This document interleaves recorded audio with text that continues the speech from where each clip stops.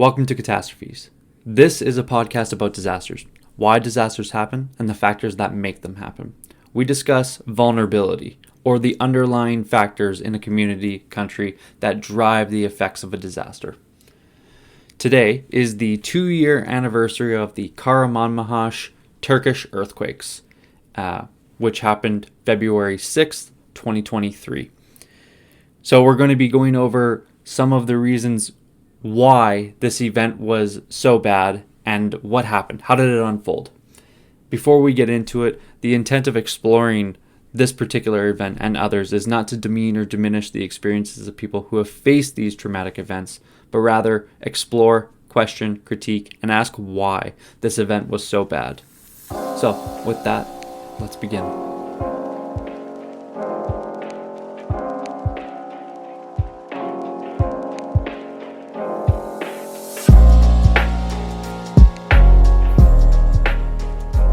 Welcome back.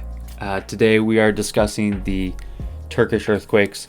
I recognize there are 2 other ongoing disasters that I would like to talk about, but I wanted to I wanted to collect more information and make sure my facts are verified. But next week we will be discussing the Santorini tremors, or the 4.0-ish magnitude earthquakes that are ongoing, have happened in Greece, Santorini, one of their islands.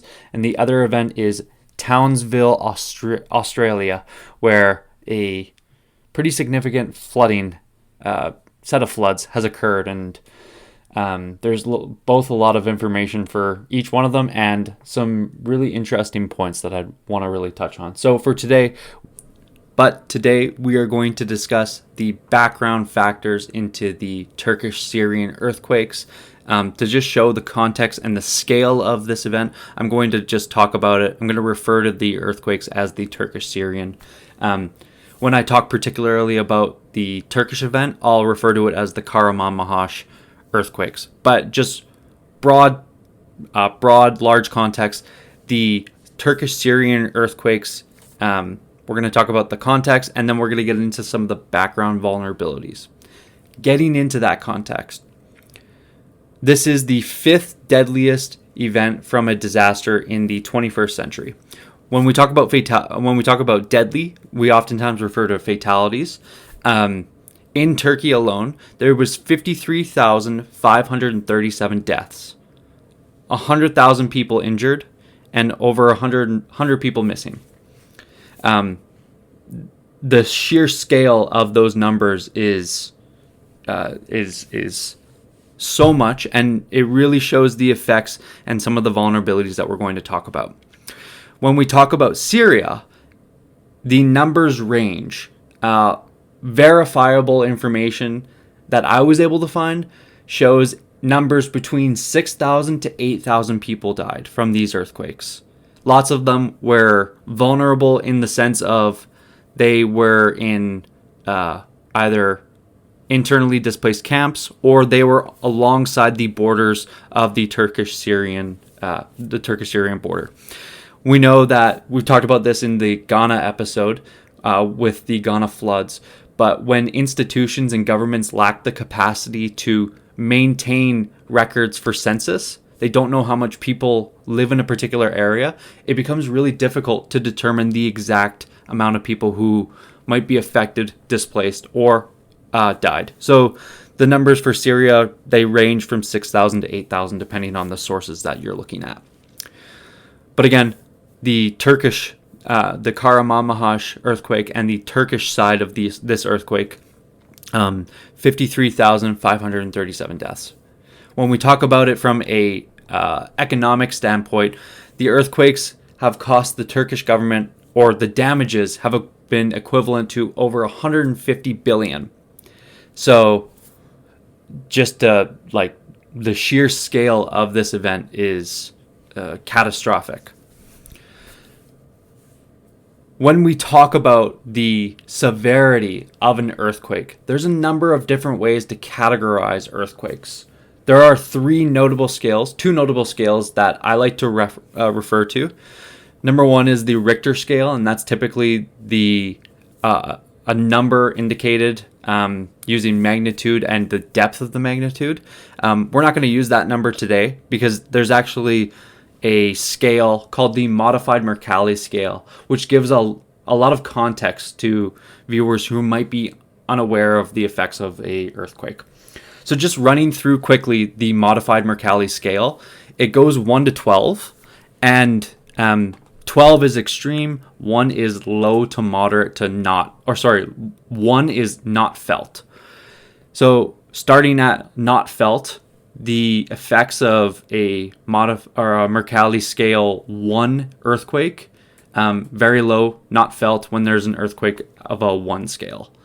When we get to that level 2 of intensity, it might be felt by a few people. You might see some of, hanging objects start to swing. You see like a playground set swings, or like a tire hanging on a tree might start to swing.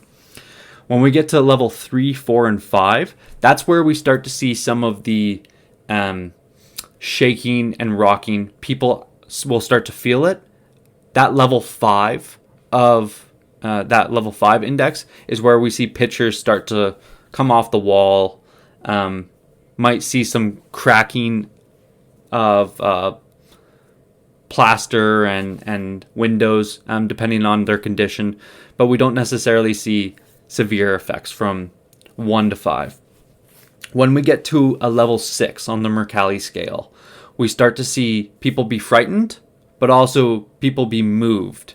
There will be a lot of objects that fall from a shelf or that just fall in general, and some damaged chimneys.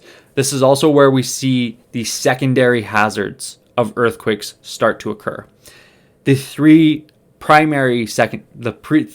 secondary hazards we typically talk about associated with earthquakes are landslides, tsunamis, and liquefaction. Landslides, as you can imagine, it's falling rock, falling mass, falling soil from a higher to a lower altitude. Tsunamis is typically something we have talked about in previous episodes, but a void in space of the ocean or a sea, and it causes a flush of water basically to move one way.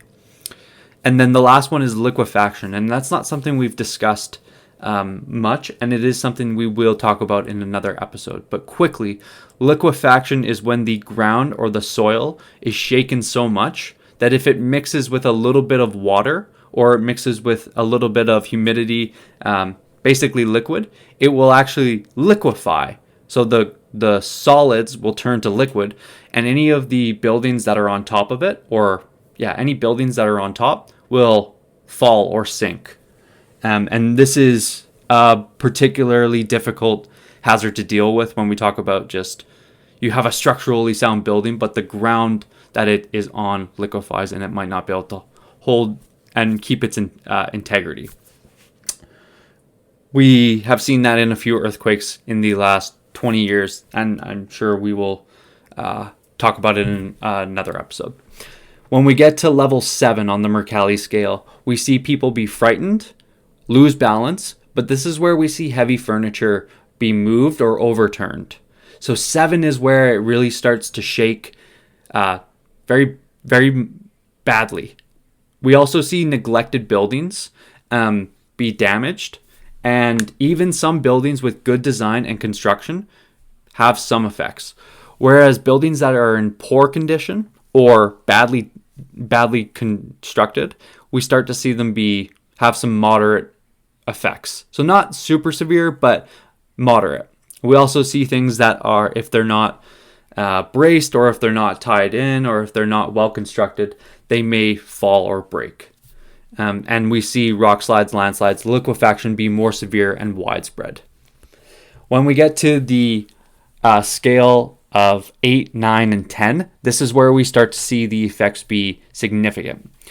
Particularly for Mercalli scale level 8, we see many find it difficult to stand. Very heavy furniture moves conspicuously. We see damages be slight in buildings that are well designed to be earthquake resistant, still have some damages, but severe in poorly built structures and well-built structures. So when we get to the level 9, which is part of what we're going to be talking about today, and to the next level as well, we see a level 9 Mercalli scale throw people to the ground, and buildings that are designed to be earthquake resistant have considerable damage. We see buildings shift off foundations if they're not bolted. And then the level 10, which it goes to 12, but level 10 is typically where we see extreme damage. Well-built wooden structures are destroyed. Most masonry frames are destroyed. Most foundations are cracked, broken. We see landslides be considerable, and we see shifting sands and mud and water spilling over the banks when there's rivers nearby. The 2010 Haiti earthquakes had a peak Mercalli scale index of 10, around there. And the effects were catastrophic. When we get to the 11 point of the scale, few buildings remain standing, bridges are destroyed, and there's broad fissures in the ground. And the earth slumps and the land around it becomes soft ground. Then the highest one on the scale is a 12, or highest that we talk about is 12, and it is extreme damages, where damages are total, waves are seen on the ground surface, and sight and levels are distorted, objects are thrown upwards into the air. And this is actually the 2023 Turkish-Syrian earthquakes. This is where we actually see a peak intensity. So not a full duration of this intensity, but there are times where this intensity is what happens. So the Kahramanmaraş earthquakes are anywhere from an extreme 12 to a violent 9 on the Mercalli scale. And the scale is not finite, like it can basically range depending on the effects, but it also matters about the duration and how devastating those effects are. When we look at the Richter scale and looking at moment magnitude, so the Richter scale is the other scale used. Typically the equivalent for magnitude with the Mercalli scale is anything over a 7.0 is going to be equivalent to a 9 on the Mercalli scale, so violent or higher. So we're going to talk about 2 earthquakes that actually occurred for Turkey. The first occurred at 4 a.m. and we'll get more into how it unfolded, but it was a 7.8 moment magnitude. And that is equivalent to around the 11/12. And then the second earthquake was a 7.6, and again, violent to extreme effects. So many buildings are damaged and so on. So when we talk about particularly the Kahramanmaraş earthquakes, those are the 2 earthquakes that really destroy a lot of the Turkish infrastructure and buildings and homes. And Kahramanmaraş is in southeast Turkey. It is near the Syrian border. So with that, kind of getting into the context of how this happened, and then we'll talk about the factors why. But the first earthquake, a 7.8 moment magnitude, again, higher than around the 9, 10, or 11 for the Mercalli scale. The first initial shock or earthquake occurred at 4:17 a.m. local time. And this is particularly difficult because this is where most people are inside their homes. They are sleeping. They are not aware. And if they do need to get out, it takes them some time to collect themselves. The second earthquake actually happens 9 hours later.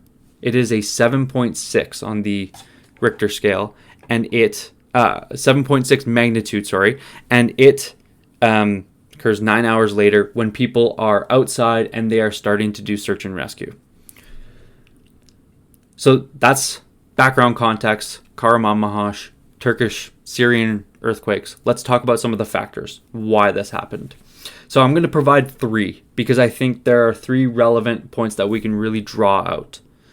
And the first is, just like we talked about, there's a high exposure to the very first earthquake, and the fact that there's 2 earthquakes in a 10-hour span. So we talk about exposure. When people are exposed to a hazard, they can have a higher likelihood of being exposed to its severe effects. At 4 a.m., at 4:17 a.m. particularly, when people are sleeping, they are inside their homes and they are more likely to face the effects of a poorly built building. And this is a factor we will talk about next point. But what we know is that there's a high exposure to the earthquakes.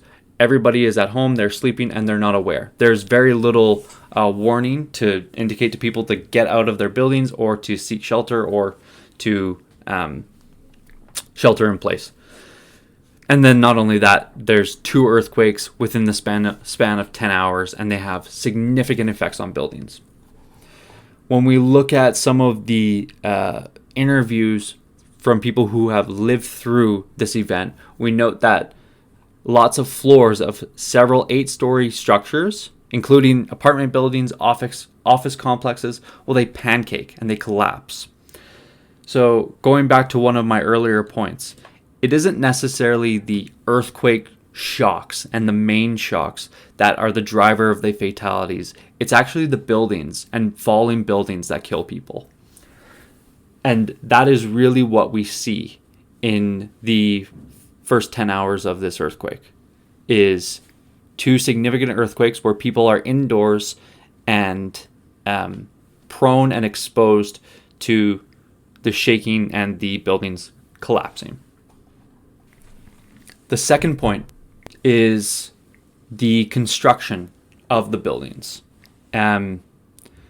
So talking about the politics of Turkey, in 1999, the last major earthquake, the Izmit earthquake, occurred in Turkey, and there was a fatality total of around 18,000 people. 18,000 people died, similarly due to collapsed buildings.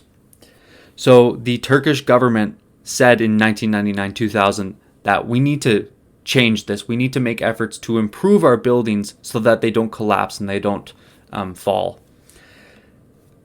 What resulted is actually some improvements to building codes. There is actually decent, adequate building codes. The difficulty is there are some informal deals, corruption, where contractors, inspection firms, and local authorities are more likely to skirt around those building codes. So, providing some more numbers and context. Ever since the 2000s in Turkey, we actually see a rapid urbanization. All around the world, we see rapid urbanization. But in Turkey, we actually see 52% of homes be in particularly the Kahramanmaraş building, or the area. 52% of the homes in that area were actually built after 2001, where new building codes came into play. So, understanding this, if the building codes were followed, there actually should have been more structural integrity with them. But despite that, there's 85,000 buildings in the southeast area that were destroyed, severely destroyed or collapsed. So one of the difficulties is the regulations are good. However, they are not followed, and sometimes, again, they're just blatantly disregarded. The enforcement of these building codes is the challenging component, and probably one of the largest factors, and one of the largest factors that drives this exposure and is a vulnerability in itself. There are 2 components to the enforcement. Number one, the agents who don't follow it. So there's a lot of, again, contractors, inspection people, local authorities who are prone to just not following them. But then also there's the developers and the construction people. So what's interesting is in 2018, there was a construction amnesty that was declared so that contractors could apply for legal exemption for buildings built before 2018 that did not meet the safety regulations in exchange for a fee. So the Turkish government effectively understood that a lot of these new buildings, they were built, but they weren't built up to code. So they ended up charging a lot of these developers in construction industry a large fee. And as of 2021, there was over 305,000 buildings which were a part of this amnesty and where they had to pay an additional fee. When we talk about these new buildings, there's also the older buildings as well. Older buildings and some of the newer ones were very much the ones that collapsed in the 2023 Kahramanmaraş earthquakes. So I pulled a couple of really good articles, and a number of them really support this idea that it isn't the earthquakes that kill people, it's the buildings and buildings falling. So Amnesty and Bilhan note that a lot of countries with corruption, well, they have actually experienced 83% of all deaths from earthquakes. I believe they cite in the last 50 to 100 years. So 83% of all deaths from earthquakes, in the last 3 decades, have occurred in countries with higher corruption, or ones that don't follow the building codes that they have. When we talk about the Haiti earthquakes, anywhere from 100,000 to 320,000 deaths, there was a complete absence of building codes. Whereas where we look at New Zealand and their earthquake in 2012 or 2011, might be 2010, I am forgetting, they had a similar magnitude, but New Zealand's building codes were followed and enforced. And there's drastically different, basically, consequences from each. In Haiti, we see 100,000 to 320,000 deaths, whereas in New Zealand, we see some toppled buildings, some damage, but not nearly the same. So again, it gets to this point of the underlying implicit vulnerabilities within Turkey is there is good building codes, but they aren't followed. And so this puts a lot of people at risk of being in a building that collapses. And that's the second point. So the third point, and talking about a little bit of the recovery and the search and rescue, or the immediate relief period right after. We actually see this earthquake being, February 6th, and it being colder than normal for the times in Turkey. In fact, there was freezing temperatures, so that during the immediate aftermath and the relief time, we see winter as the third and the final factor I'll talk about today. So freezing temperatures from minus 5 degrees Celsius to minus 19 degrees Celsius outside, along with some heavy snow and road blockages, be a critical component to the preventing and hindering their search and rescue, but then also preventing aid from reaching the areas it needs to. People are exposed to the cold, and when they have no means of shelter, or they may be afraid to go back into a building because they just experienced 2 earthquakes, they are going to be prone to the hazards of the cold. And this is actually something we see in the 2021 Dodi earthquakes in Nepal, in western Nepal. A series of earthquakes happens. There's, I believe, 2 or 3 of them that occur, and it happens during November. A lot of the people, they experience these earthquakes. Their buildings, their houses have fallen, but they were able to get outside, and then they don't necessarily want to go back in for fear of another earthquake. So it's this decision that many people have to face even when they're in the relief and they're in the recovery. Do I go back in? Do I trust the structural integrity of my home? And if my home is slightly damaged, will another earthquake topple it? Or do I face the elements? Do I face the very cold weather that is coming and the freezing temperatures?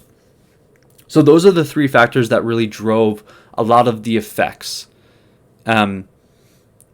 I tried looking for particular numbers with each one of them, but it just becomes difficult to parse out those details. So going over the 3 factors again, the fact that there is high exposure to this earthquake and the fact that people are in a building that potentially could collapse. The first earthquake occurring at 4:17 a.m., the second earthquake occurring 9 hours later as the immediate search and rescue is beginning. And the fact that it is a 7.8 and a 7.6 magnitude, which again is equivalent to that 9 to 12 on the Mercalli scale, the violent to extreme, where damages are total or even well-built buildings are damaged. But then when we look at the context of Turkey, there is good building codes in regulations and in their practices, but they're not enforced. And so a lot of the buildings that have been built in the last 20 years, in the last 25 years, might not be up to the standard of standing up to a devastating earthquake. So many of them do collapse and do pancake. And that is really what drives a lot of the consequences and deaths and the buildings just being destroyed. And we see the building codes and the lack of building codes really not be followed. That's pretty clear within the construction amnesty in 2018. Over 305,000 buildings not actually following the building codes and getting to pay a fee to bypass them. But then also looking at the broader picture, 83% of deaths in the last 3 decades from earthquakes are in countries with some form of corruption that don't follow building codes. And then we see the winter elements really affect the immediate relief and the recovery afterwards, and those driving the effects of this disaster. So I hope you enjoyed this episode. This was one I've been wanting to talk about for a while, and I think talking about it 2 years later, where information is verified, it really helps me do justice, I think, to creating a full picture of why this event unfolded the way it did. So I hope you enjoyed or found it interesting. If you want to have a disaster reviewed or analyzed, please send me an email at catastrophepodcast@gmail.com. I also appreciate any reviews on Apple Podcasts or Spotify or YouTube. And again, next week we are going to be discussing the Santorini tremors and the Australian floods in Townsville. So with that, that's all I got for today. Thank you.